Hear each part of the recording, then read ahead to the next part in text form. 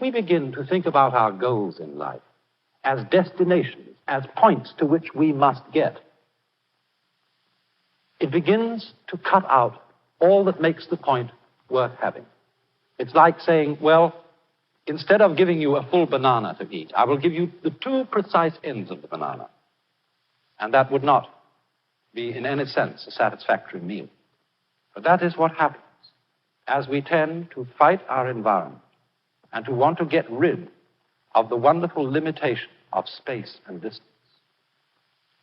And you know, if we carry this kind of thing to its ultimate extreme, we get into a most extraordinary tangle, which I think I could very well illustrate in this way. Let's go and have a look over here at a sentence which has been written on the board. That is a sentence which is behaving like we are behaving in our mistrust of nature. That is a sentence which fundamentally does not trust itself.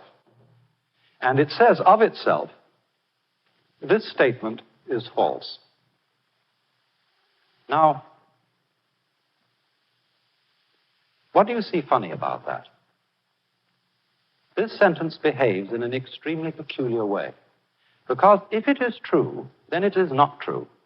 And if it's not true, then that's what it says, that it isn't true, so it's true. So that if this statement is true, it is false, and if it is false, it is true, and so on and so on. In other words, the meaning of the sentence is oscillating. It's shaking from true to false, like an electric bell vibrating. And in other words, you might say that this particular sentence is suffering from anxiety.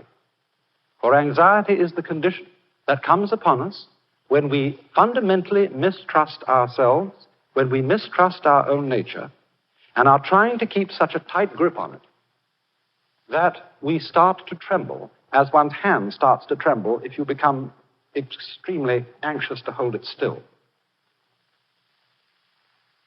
Now, Chinese thinking, of which there are really two main currents, the Taoist current and the Confucian. Taoist, that's spelled Taoist, and Confucian. And both of these main currents of Chinese thought agree on one fundamental principle, and that is that the natural world in which we live and human nature itself must basically be trusted. They would say of a person who can't trust his own nature, well, if you can't trust your own nature, how can you trust your very mistrusting of it? How do you know that that's not wrong, too? And so if you don't trust your own nature, you are as fundamentally balled up as anyone can get.